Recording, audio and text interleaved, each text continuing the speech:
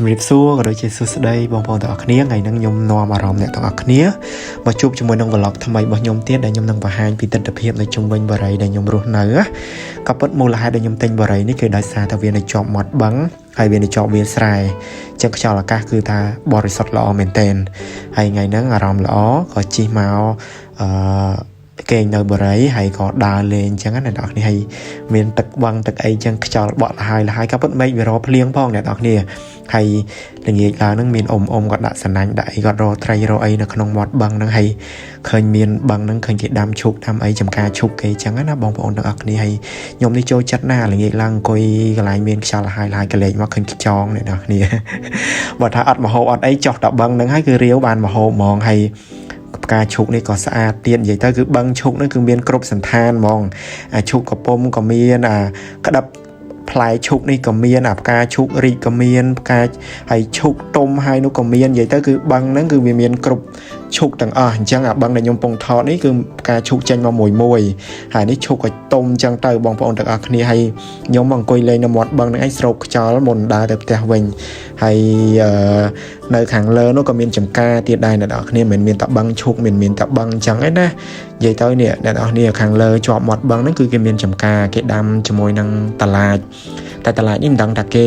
ទុកចោលឬក៏គេទុកធ្វើពូជអីឲ្យវាទុំងាប់នៅនឹងក៏អត់ដឹងទេតែគឺថាសក្បោះរាយពេញនឹងតែម្ដងខ្ញុំនេះបានឃើញយើងដើរថតតែមើលពីចង្អាយដូចស្បែកជើងអញ្ចឹងអ្នកនរគ្នាសក្បោះវែងអញ្ចឹងណាហើយក៏មកដើរមើលនៅនេះនឹងឃើញយូរហើយឃើញតាំងពីគេនៅដាំនៅតំណាំរបស់នឹងនៅខៀវខ្ចីលហកតែគាត់ថាអត់ដែលមានពេលដើរមកហើយនេះចំការឈប់ហ្នឹងឯងបងប្អូនណាខាងនេះគឺវាចេញផ្លែចេញអីឡើងទុំអស់ទៅហើយខ្ញុំនេះមកម្នាក់ឯងខ្យល់វូមើលតែសក់ក្បាលខ្ញុំមើលដឹងហើយបងប្អូនទាំងអស់គ្នាគឺខ្ញុំចូលចិត្តទេសភាពបែបអញ្ចឹងខ្ញុំចូលចិត្តបរិយាកាសបែបអញ្ចឹងនិយាយទៅណាព្រោះនៅភ្នំពេញខ្ញុំនិយាយដល់ត្រង់ទៅគឺស្អុះស្អាតធុញថប់ហើយតបប្រមល់ណា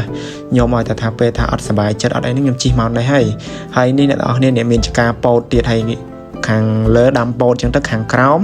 ដាំជាមួយនឹងតឡាចហើយតឡាចនេះគឺគេទុកចោលដល់តែគេទុកធ្វើពូជឬក៏មិនតែមើលទៅដូចជាមិនខូចអីទេដូចជាតឡាចទុំគេទុកធ្វើពូជហើយដើរបានប៉ុណ្ណឹងក៏មេឃរៀងល្ងិតខ្ញុំក៏ដើរត្រឡប់មកវិញឆ្លៀតថតខាងនេះទៀតបើនិយាយពីទេសភាពខាងនេះគឺវាលស្រែគេធ្វើស្រូវព្រោះដោយសារតានៅខាងតំបន់ដែលខ្ញុំទិញបារីនៅហ្នឹងគឺវាជាដីបឹងដល់ពេលខែទឹកបឹងវាស្រកចេះគេអាចធ្វើស្រូវបាន 2-3 ដងហើយក៏លេចមកឃើញផ្កានេះស្មានថាអីដល់នេះផ្កាកក់ហ្នឹងណាដោយសារបារីគេចាក់ដីមកវាដោយក្របកក់អីមកហើយកក់ដល់ពេលវាដោះលើដីស្ងួតទេវាក្រិនវាទៀតតែបើកក់ដោះនៅកន្លែងមានទឹកវិញគឺខ្ពស់វែងអាចយកធ្វើកតេលធ្វើចំណងអីបានអញ្ចឹងណាហើយដើរត្រឡប់មកវិញឃើញមេឃក្រហមស្អាតក៏ថតបន្តទៀតនិយាយទៅបារីខ្ញុំនៅនេះអត់ទាន់ហើយស្រួលបួលទេផ្ទះខ្លះក៏ហើយផ្ទះខ្លះមិនទាន់ហើយអញ្ចឹងដើរមកផ្លេហ្នឹងក៏ត្រឡប់មកដល់ផ្ទះវិញបែកញើសខ្ចាយដែរហ្នឹងអ្នកនរគ្នាអញ្ចឹងខ្ញុំមានវីដេអូរបស់ខ្ញុំមានតែប៉ុណ្ណឹងទេចែកលេខទេសភាពបែបធម្មជាតិជូនអ្នកនរគ្នាជួបគ្នានៅវីដេអូក្រោយទៀតបាយ